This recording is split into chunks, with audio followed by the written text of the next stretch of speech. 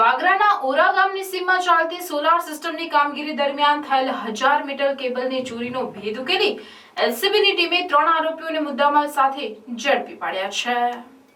વાગરાના ઓરા ગામની સીમમાં ખેતરમાં સોલારની પ્લેટોનું ફિટિંગ કાર્ય ચાલતું હતું। તે દરમિયાન તસ્કરોએ કોપરના કેબલના બંડલો ચોરી કરી લઈ ગયા હતા, જેની વાગરા પોલીસ મથકે ફરિયાદ નોંધાઈ હતી। જે બાદ 4 ઇસમો ભરૂચ શહેરના બાયપાસ વિસ્તારમાં કેબલના બંડલો વેચાણ કરવા ફરતા હોવાની માહિતી લોકલ ક્રાઇમ બ્રાન્ચની ટીમને મળી હતી, જેથી ટીમે તાત્કાલિક સ્થળ પર પહોંચી ચોરીના બંડલો સાથે 4 ઇસમોને ઝડપી પાડ્યા હતા।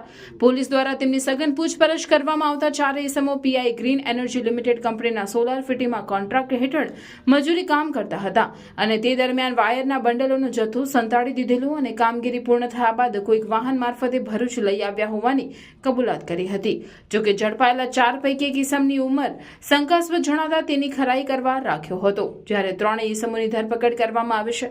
પોલીસે કાર્યવાહી દરમિયાન 54,000ના કેબલના 2 બંડલ અને અંક ઝડતીમાંથી મળેલ 2 મોબાઈલ મળી કુલ 57,300નો મુદ્દામાલ જપ્ત કર્યો હતો, જ્યારે આરોપી હરિઓમ મૂળ રહેવાસી શાહજહાંપુર, શોએબ ખાન હાલ રહેવાસી ઓરા મૂળ રહેવાસી શાહજહાંપુર અને મદમ ખાન મૂળ રહેવાસી શાહજહાંપુરની ધરપકડ કરી આગળની કાયદેસરની કાર્યવાહી હાથ ધરી છે।